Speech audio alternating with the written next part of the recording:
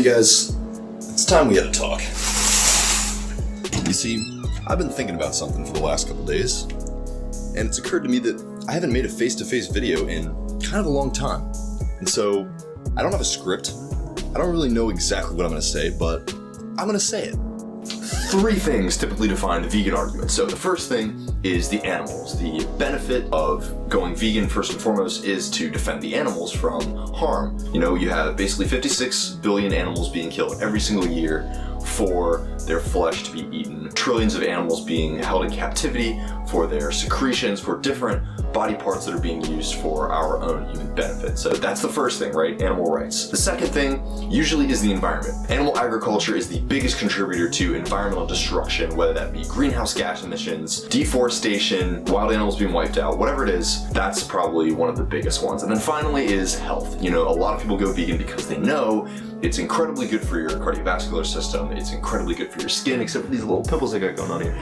But overall, very good for your health, and so those are usually the biggest 3 reasons that people go vegan. What I'm going to talk about today is what I consider to be one of the most important things that nobody really talks about. Spirituality is something that connects all of us. You know, whether somebody is a Christian, a Muslim, a Jainist, Buddhist, whether they're a pagan of some kind, or even an atheist, we all have some kind of spiritual beliefs. And I know you guys are thinking, well, wait, atheists, they don't believe in anything. That's not true. You gotta believe in something. Whether that's yourself, you know, whether you believe in other people, there is some kind of spiritual ethos that connects all of us. And there are, most religions would argue that there is an overall greater consciousness of some kind. The Abrahamic religions will argue that it's a God, right? It's the God, Jehovah, Jah, whatever you want to call him. It's that guy that's in the sky watching over all of us. The Buddhists will say that there is that, spiritual connection that is in everything. It's that consciousness. Most people will argue, if they are a Christian or a Jew or a Muslim, that we are all God, that we all have God inside of us somehow. The God is within everything, within every object, within every plant, everything. Similar to many of these other Eastern religions that will argue that it is just core consciousness. And now the kind of new age spiritual movement of the collective consciousness. This is something that I see as, something that connects all of us, that we all kind of contribute to and agree with to some extent, whether we have our little differences here and there. Overall, the concept is quite simply that there is a collective conscious that we all contribute to, big or small. Every single one of us has a degree of connection to it, or you might even subscribe to the belief that you are quite simply just an aspect of it, that you are not really your own self, that you are just part of this collective conscious. Something that I try to get people to consider is that every living thing, even every inanimate object, is part of this greater consciousness. If we subscribe to that idea and to some degree we connect with that idea, we have to believe that all of our emotions contribute to that consciousness overall vibration. That vibration might be positivity or negativity, somewhere along that sliding scale. And so you can understand this in your own life, that you experience positive emotions, you experience negative emotions. And when you go out into the world and you carry those things with you, it affects the people around you. It affects the scenarios that you find yourself in. It affects the opportunities that you find yourself gravitating towards. So consider this, right? You have a group of 5 people. One of them is, kind of in a bad mood. Nobody else really pushes to get that person to get into a better mood. And so gradually, just that person's negative energy is going to slowly but surely get everybody else's negative energy to start to perspirate, right? So it's going to start to trickle into everybody else, and they're all going to start to feel generally not so great. But one person with a ton of energy, a ton of great vibes, is coming in and being really compassionate, really empathetic, and getting everybody else's spirits up, getting everybody to feel much better, more energetic, happier. And even that one original person is probably not going to be able to sustain their bad vibe unless, their grandma died or, something really bad happened to them. But overall, the likelihood is that they're, going to become a lot more positive. And, like we said at the beginning, vice versa is also true. So let's consider the overall biosphere, right? So everybody on Earth, we have a lot of people with a lot of really high energy. However, there's a lot of people with some really low energy, and we have, plenty of terrible things going on. I don't really know where I'm going with this, I guess. Like, we got wars, we got,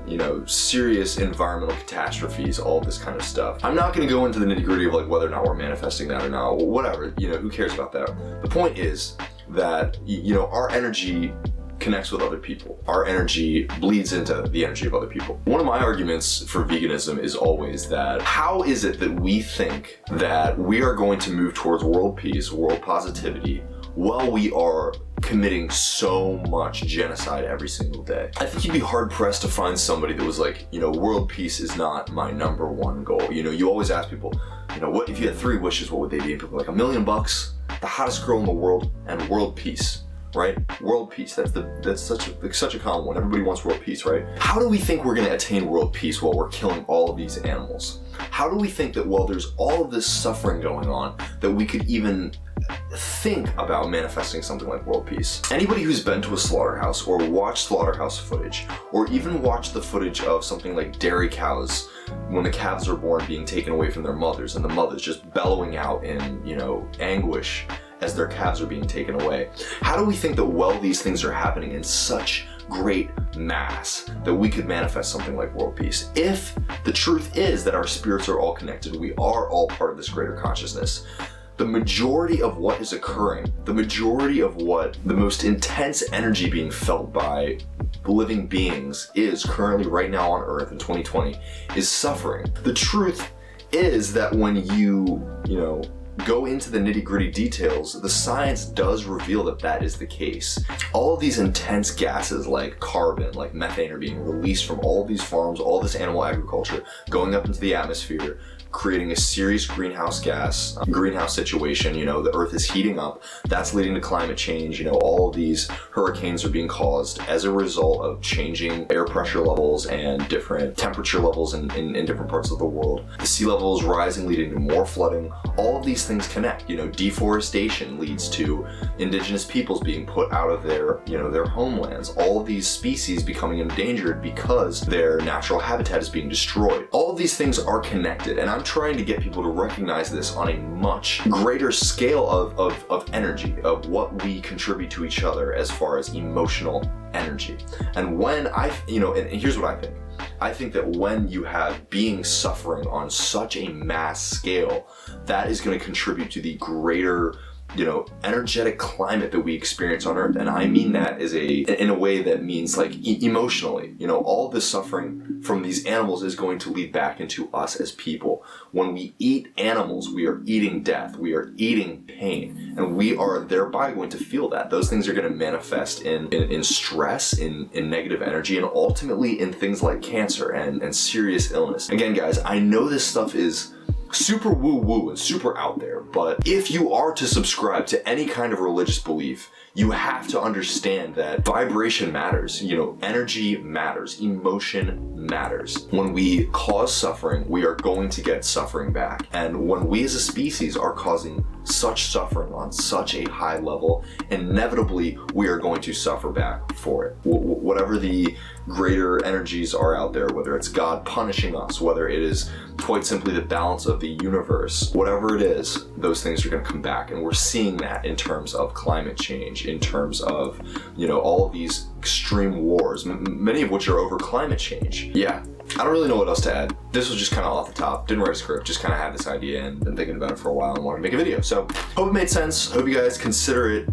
If going vegan is something that you're interested in doing, please reach out to me. I'd be happy to help you. You can go to challenge22.com. They have some great mentors, great resources on there, and they can really help you out. If any of you are interested in health or fitness coaching, mindset coaching, I got you. You can reach me at zach@veganstrongfit.com, or you can reach out to me on any of my social media. The plugs are below. But I hope you liked this video. Please don't forget to like, comment, and subscribe to my channel. Hit that little notification bell so you know when my videos come out, because I have been releasing content a little bit more regularly.